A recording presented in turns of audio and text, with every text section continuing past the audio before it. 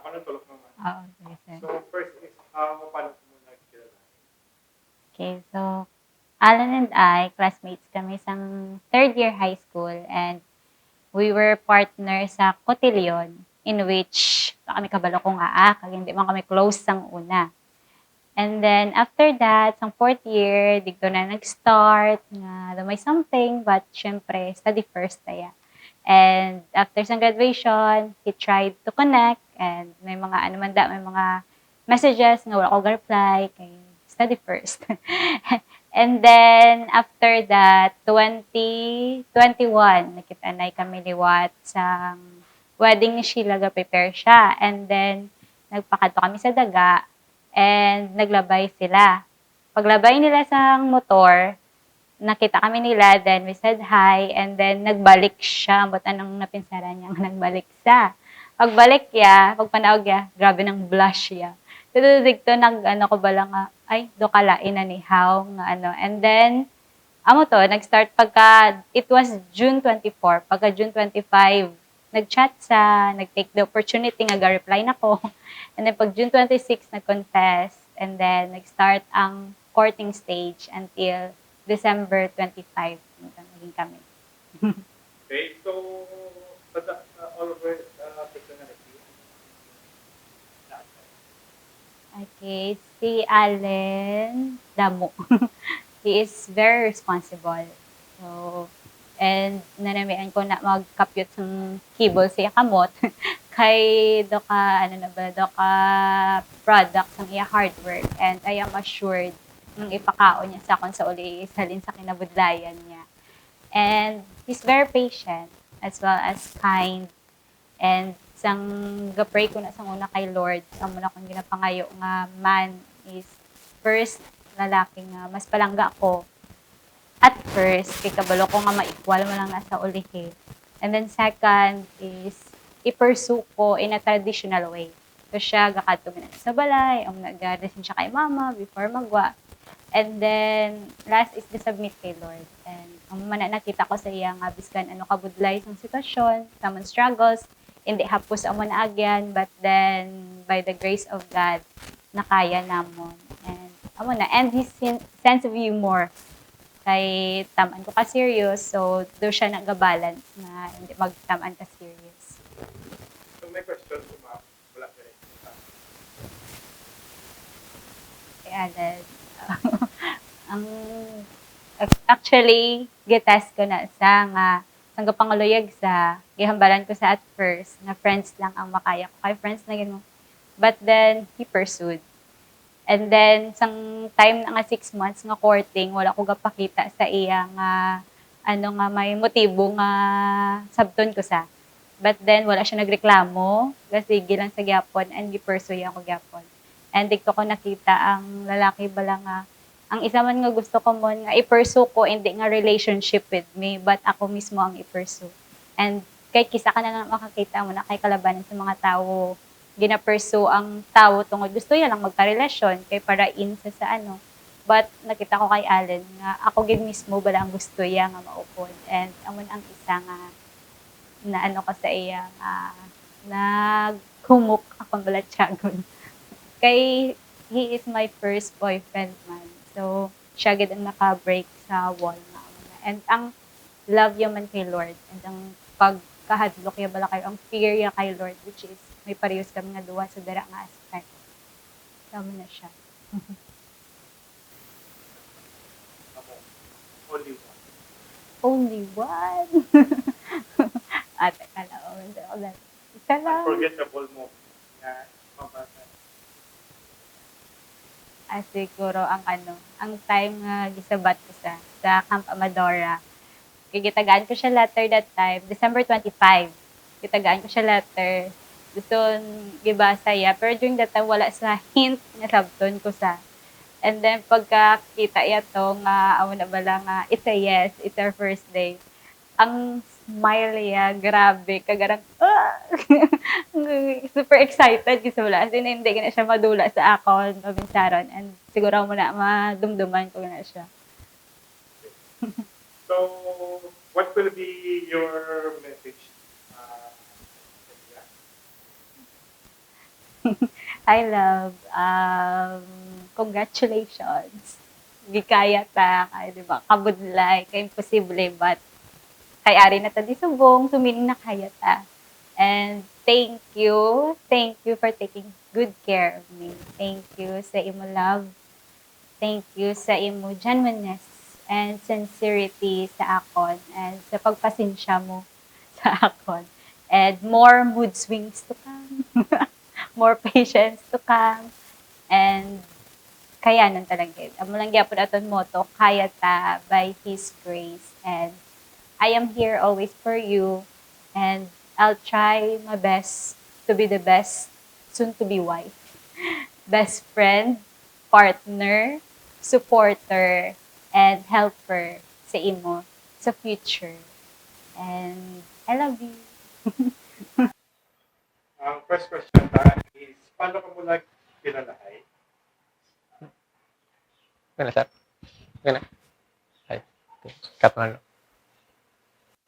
Well, Liberally, classmate kami since third year high school, then fourth year high school.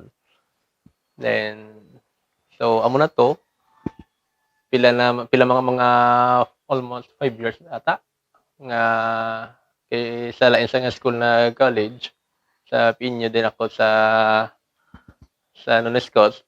So, nag-cross liwat ang landa sa diri na mga 2021 ay 2021. Mm. So, next question. Ano mga qualities nga namian mo kay ma'am or nga gina-admire mo? Okay. Sa quality, sir, ng sa school available, abiga lagas akong chas. Hindi So, si Liberty, ang isa nga nakita ko sa iyang kung ano, nga nanamian ko. That, una, family-oriented. So, isa nga ginahandom ko man sa una, nga kung sa ako na time, magbukod sa akong kagalingon nga pamilya, gusto ko ang akon nga partner, family-oriented. Nga man, syempre, kami mismo nga duwa matukod sa among kagalingon nga pamilya. So, kung hindi siya family-oriented, ang magwada, maapektuhan ang amon nga mga kabataan sa ulihi. So, amon isang nga nakita ko siya. Then, isa pagid, si Liberly, na God-fearing. Kung ako yung maglantaw, hindi man tanan, pero sa subong nga time, daw pila na lang ka percent siguro ang makita mo nga kumbaga ga-serve sa church, then sa mo na wala sir. Okay. So, this is walang sigula sa Bulipat na, sir. best moment yung maduwa. Kalipat ko sir mo. Dumaduda na sa ako, no? Naka-record na, sir. Okay. Pero pwede naman makatiro. Minsan. For example, naglagaw ka mo biyang muna. For example, sa day nga gitsapat ka, yung mga mga nga hindi mo git malipatan daan ang tigulang ka nga makayuhom naman ba lang. Okay? Anytime, sir. Rolling na ta. Okay.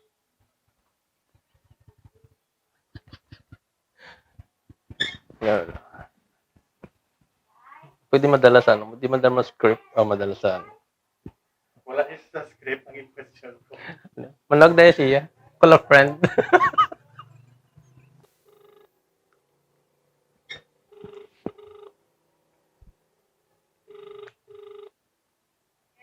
Love?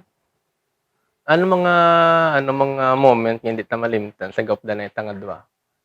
Ang pinakanami ba lang nga moment? Ay, ala. Sir, gipatyan niya ko, sir.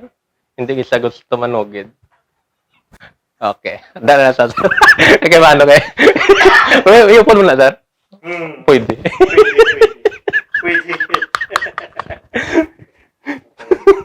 Sige. Best moment. Okay. Sige, okay na dar. Okay na. Sige. So, ang pinaka-best moment nga hindi ko ginmalimtan, sang time naging sabat yako.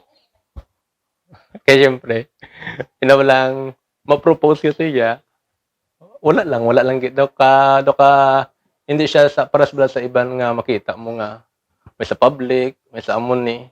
So ang sa amon to ya pag propose ko. Pinawalang madrama ko pero hindi ko may empatihan. gusto ko nga kung tani ya, gusto ko nga kuno abi makipag-break ko pero seryoso ko pero hindi magpati nga seryoso ko. So amo na isa nga na anhan ko, isa nga hindi ko gid malimtan. Do kadlawan niya pa kuya. So sang time to simple man lang amon nga akong proposal. Bye-bye lang gid kami. Wala sara. Okay. This will be the last question. Ay, may isa pa sir? Oo, last na lang gid. Oh, hindi. Ay, isa question actually. Message. Message. Kunyari si ma'am niya, gusto ko, the way you message is, gawin ang storya mo lang. Ano ito, ganyan yung ganyan? Love. Okay. Kunyari si ma'am niya, Oh. so baka niya sa camera. So, dahon mo siya, ihambal mo ang message. Okay, dali na kita. Love. Sulod na kita sa mga buhi. Simple man lang ako message sa imo.